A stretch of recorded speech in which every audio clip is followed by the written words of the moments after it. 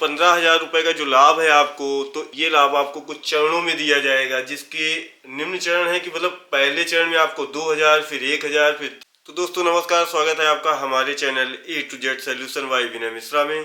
तो जैसा कि ज्ञात होगा आपको कि आज हम बताने जा रहे हैं आपको कन्या सुमंगला योजना के बारे में, जो माननीय मुख्यमंत्री योगी जी ने लागू की थी, जिसके तहत आपको मिलते हैं 15,000 रुपए का पूरा लाभ। तो इस योजना की विस्तृत जानकारी के लिए हमारे साथ वीडियो में बने रहिए। पहले जन्म के पश्चात 2,000 रुपए दिए जाते हैं। उसके बाद जब बच्चे का टीकाकरण 1 वर्ष के भीतर पूरा हो जाता है, तब आपका आवेदन होता है, फिर आपको 1,000 रुपए की धनराशि दी जाती है। इसके बाद जब बच्ची जो है प्रथम कक्षा में प्रवेश लेती है, तब आपको 2,000 रुपए की धनराशि दी जाती है। फिर कक्षा 6 से 2,000 रुपए की धनराशि दी जाती है, और कक्षा 9 में जाती है तो 3,000 रुपए की धनराशि उत्तर प्रदेश सरकार प्रदान करती है। एवं जब बच्ची 10वीं या 12वीं पास करके 2 वर्षीय डिप्लोमा या डिग्री के लिए आवेदन करती है, तो उसको 5,000 रुपए का उत्तर प्रदेश सरकार पढ़ाई करने के लिए। तो ये प्रोसेस है। इस तरीके से आपके बच्चे को मिलते हैं कुल 15,000 रुपए, जो अधिकतम 2 बच्चियों के लिए। अगर एक बच्ची है तो आपके 15,000 हैं, और अगर 2 बच्चियां हैं तो 15 30,000 रुपए का गवर्नमेंट आपको भुगतान देगी चरणबद्ध तरीके से।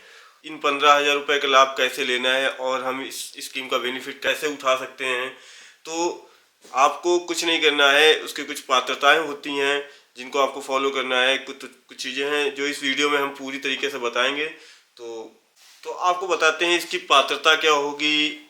तो इसकी पात्रता के लिए सबसे पहले तो जो लाभार्थी है उसका परिवार उत्तर प्रदेश का सामान्य निवासी होना चाहिए। उसके पास आधार कार्ड, बिजली बिल, राशन कार्ड या पहचान पत्र में से कोई एक प्रमाण होना चाहिए। और जो दूसरी उसकी पात्रता होगी, तो उसकी आय 3 लाख रुपए से अधिक नहीं होनी चाहिए। का लाभ अधिकतम 2 बच्चियों को ही मिलेगा। अगर आपकी 2 बच्चियां हैं तो दोनों बच्चियों को लाभ मिलेगा।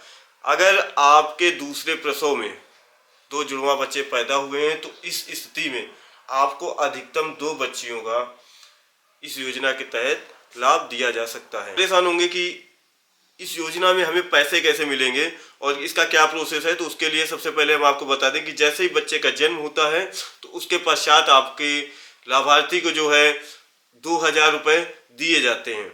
इसके सबसे पहले ये 2,000 रुपए आपको जैसे ही जन्म होता है, तो आपको 2,000 रुपए आप उस फॉर्म को ऑनलाइन कराएंगे। ऑनलाइन का प्रोसेस हम आपको आगे वीडियो में बताने वाले हैं, किस तरीके से डॉक्यूमेंट्स क्या क्या लगेंगे। लेकिन सबसे पहले तो हम आपको बता देते हैं किन किन चरणों में किस किस तरीके से आपको पैसा मिलेगा। तो सबसे पहले जैसे ही बच्चे का जन्म होता है, वैसे ही आपको 2,000 रुपए लाभार्थी को मिल जाते हैं। फॉर्म ऑनलाइन कराने के बाद आपको 2,000 रुपए दिए जाएंगे नवजात शिशु के जन्म होने के बाद। और इसके बाद 1 वर्ष के भीतर अगर संपूर्ण टीकाकरण हो जाता है, तो वैसे ही आपको 1,000 रुपए गवर्नमेंट और देगी। उसका आपको टीकाकरण का डॉक्यूमेंट लगा करके फॉर्म ऑनलाइन कराना पड़ेगा, तब आपको 1,000 रुपए और मिल जाएंगे। इस तरीके से 1 साल के अंदर आपको 3,000 रुपए मिल जाएंगे। अब इसके बाद बच्चा जो है पढ़ाई के लिए जब कक्षा 1 में प्रवेश लेगा, यानी कि जब बच्चा 5 साल का हो जाएगा, तो इसके बाद गवर्नमेंट क्या करती है, जैसे कक्षा 1 में आप बच्चा एडमिशन लेगा, तो उसमें उस बच्ची को 2,000 रुपये फॉर्म ऑनलाइन कराइए, आपको 2,000 रुपये उस प्रोसेस में मिलेंगे। फिर बच्चा जैसे ही कक्षा 6 में पहुंचता है, फिर आपको 2,000 रुपये फिर से दिए जाते हैं। फिर कक्षा 9 में पहुंचता है तो 3,000 रुपये कक्षा 9 की पढ़ाई में दिए जाते हैं। फिर जैसे ही कक्षा 10th या 12th पास करके बच्चा जब डिप्लोमा या डिग्री के लिए आवेदन कर पढ़ाई के लिए आगे पढ़ाई करता है, तो उन रसीदों के साथ में जब आवेदन करेगा, तो उसमें तो चलिए आपको बताते हैं कि इस फॉर्म को ऑनलाइन कैसे करेंगे। देर न करते हुए वीडियो में आगे बढ़ते हैं। ब्राउजर में और डालते हैं कन्या सुमंगला योजना, जो कि आप डालोगे तो सबसे टॉप पे ही आ जाएगा। इसके बाद जैसे ही आते हैं तो mksy.up.gov.in जो इसकी वेबसाइट है, आप डायरेक्ट भी जा सकते हैं इस पर, जिसका लिंक डिस्क्रिप्शन में दिया हुआ है। के लिए आप जाएंगे नागरिक सेवा पोर्टल, यहाँ से लिखा हुआ है यहाँ आवेदन करें। जब यहाँ आप क्लिक करेंगे तो इसके बाद एक पेज खुलेगा आपका, हम क्लिक करते हैं यहाँ आवेदन करें, उसके बाद नया उपयोगकर्ता और खुद का पंजीकरण। यहाँ पे लिखा था पहले से पंजीकृत लॉगिन करें, और यहाँ लिखा था नया उपयोगकर्ता खुद को पंजीकृत करें। तो ऐसे में हमें क्या करना है, चूंकि हम तो नए उपयोगकर्ता हैं और रजिस्ट्रेशन के लिए जाएंगे, तो यहाँ पे कंटिन्यू रखेंगे। कंटिन्यू रखने के बाद आता है बालिका से संबंध क्या है, तो वहाँ जो माता पिता या सेल्फ का बच्चा खुद आवेदक हो, तो उसके लिए हम सिलेक्ट करते हैं माता या पिता, जैसे कुछ भी सिलेक्ट करिए। उसके बाद मोबाइल नंबर इंटर करते हैं। मोबाइल नंबर इंटर करने के बाद आवेदक का नाम फिल करते हैं, first name and last name and middle name, जो जैसा है उसको कॉलम उसके तरीके से फिल कर देते हैं। फिर फादर्स नेम आता है वो जो कि इंटर करते हैं। अब बच्चों की जो संख्या है घर में, लाभार्थी के परिवार में एक है बच्चा या दो है या तीन है, लड़के और बेटियों को मिला करके टोटल चाइल्ड्स की संख्या काउंट करके यहाँ पे डालनी है कितने बच्चे हैं। तो अगर आपकी दो बच्चियां हैं, या छोड़िए, यहाँ पे बच्चे डालने हैं।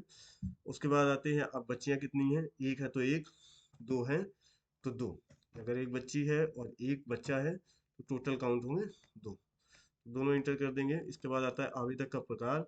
अभी रूरल से हैं कि अर्बन से, आप कहाँ से बिलोंग करते हैं, तो उसको फिल करना होगा। आपका डिस्ट्रिक्ट क्या है, आप डिस्ट्रिक्ट फिल करेंगे। इसके बाद आपका ब्लॉक आएगा, ब्लॉक फिल करना होगा, जो भी आपका ब्लॉक लगता होगा। फिर इसके बाद ग्राम पंचायत, आप कुछ भी सिलेक्ट कर सकते हैं इसमें। उसके बाद गांव का नाम फिल करने के बाद आप अपना पासवर्ड क्रिएट कर सकते हैं। पासवर्ड के लिए आप पासवर्ड क्रिएट करने के बाद आप दोनों पे क्लिक करेंगे। टिक करने के बाद कैप्चर फिल करने के बाद आप अपने उसका रजिस्ट्रेशन कर देते हैं। रजिस्ट्रेशन करने के बाद आपके उसमें मैसेज आ जाएगा कि आपने कन्या सुमंगला योजना के तहत आपने अपने आप को पंजीकृत कर लिया है। अब इसकी आगे की प्रोसेस के लिए आपको लॉगिन करना होता है।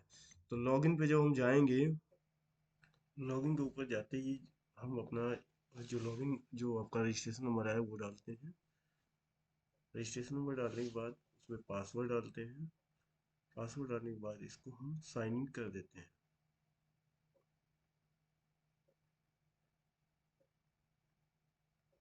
साइन इन होने के बाद आपका पेज खुलता है, जहाँ पर आपको अपनी डिटेल हिंदी में फिल करने के लिए बोलता है। तो आप सारा डाटा वहाँ पर हिंदी में फिल कर देते हैं। फिल होने के बाद आपसे आगे मांगता है अकाउंट डिटेल। तो आप क्या करते हैं, जो माता जी का अकाउंट डिटेल होता है, जो भी आपका गार्जियन हो या वो हो, उसका आप अकाउंट डिटेल फिल कर देते हैं। उसके बाद आप उसमें पासबुक पीडीएफ में 50 to 100 KB के बीच में अपलोड कर देते हैं। तो पासबुक अपलोड हो गई। पासबुक अपलोड होने के बाद आपकी जो आधार डिटेल होती है फैमिली की, मदर एंड फादर की, वो आपको इसमें अपलोड करनी होती है। मतलब जो भी आपकी डिटेल होती है सेम वेरीफाई करनी होती है। तो आप आधार की डिटेल तुरंत वेरीफाई, अब इस आधार की डिटेल को हम वेरीफाई। अब क्या होता है, हमारी आधार की डिटेल सबमिट हो गई है, अब इसमें कोई संशोधन नहीं कर सकते हैं। इसके बाद क्या होता है, अब हमें बच्चे का जो है डाटा इसमें इंटर करना होता है। जिस जो बेनिफिशियरी होता है जिसके लिए हम आवेदन कर रहे हैं, उसका डाटा हमें फिल करना होता है। तो यहाँ पर हम नीचे आते हैं, इसके बाद नाम और वो नाम फिल करते हैं। नाम फिल करने के बाद ऐसे रोहित मिश्रा हमने फिल कर दिया। उसके बाद उसका हिंदी में नेम पूरा फिल करना होता है, हिंदी में हम नाम फिल करते हैं। उसके बाद वो बच्चा, इसके बाद एक ऑप्शन आता है टाइप ऑफ, मतलब कैसे बच्चा बच्चा आपको मिला है। तो आप बायोलॉजिकल कर देते हैं, क्योंकि डॉक्टर या तो गोद लिया हुआ होता है या तो वैसा बायोलॉजिकल, मतलब पैदा हुआ है आपका। तो आप यहाँ पर बायोलॉजिकल फिट करेंगे। बायोलॉजिकल हो गया आपका। उसका डेट ऑफ बर्थ सबमिट कर देंगे। एड्रेस फिल कर देंगे। एड्रेस फिल करने के बाद आप उसको सबमिट कर देंगे। डिटेल सबमिट हो गई। अब देखिए, अब जो भी एलिजिबल स्कीम होगी उसके लिए बच्चे का शो कर जाता है वहाँ पर, जो भी उसके लिए एलिजिबिलिटी होती है कि किसके लिए वो एलिजिबल है। क्या होता है, शपथ पत्र हमें 10 रुपए के स्टाम्प में प्रिंट कराना होता है, और इसको प्रिंट करा करके उसमें साइन हो करके ही अपलोड करना होता है। तो आप क्या करते हैं, सारे डॉक्यूमेंट्स एलिजिबिलिटी पे जा करके हम एलिजिबल कर देते हैं। देखिए डाउन यहाँ से डाउनलोड कर लेते हैं पहले, और डाउनलोड करने के बाद हम क्या करते हैं, इसमें जा करके अप्लाई कर देते हैं। स्कीम अप्लाई करने के बाद ये डॉक्यूमेंट्स अपलोड करने के लिए सीधे आ जाते हैं। तो यहाँ से क्या होता है, बालिका की फ़ोटो अपलोड करनी होती है, और उसके बाद बालिका के साथ में जो आवेदक होता है उसकी फ़ोटो अपलोड करनी होती है।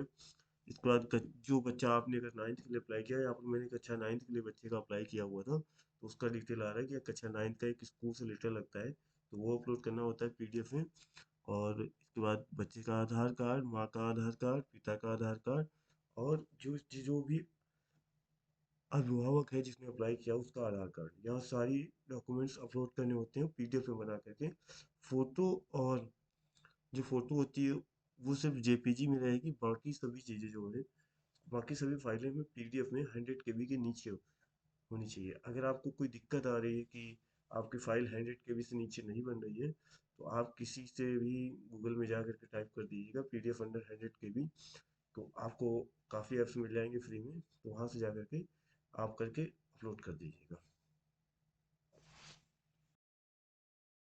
तो दोस्तों, इस वीडियो के माध्यम से आपने पूरा प्रोसेस समझ लिया होगा। अगर किसी भी प्रकार की आपको समस्या आती है तो इसके लिए आप हमें कमेंट करें, और वीडियो कैसा लगा आप ज़रूर कमेंट करें और लाइक करें इस वीडियो को। हो सके तो ज़्यादा से ज़्यादा लोगों को शेयर करें, ताकि जो भी गरीब लोग हैं, जो भी इस योजना का लाभ लेना चाहते हैं, तो उनको इसका बेनिफिट मिले।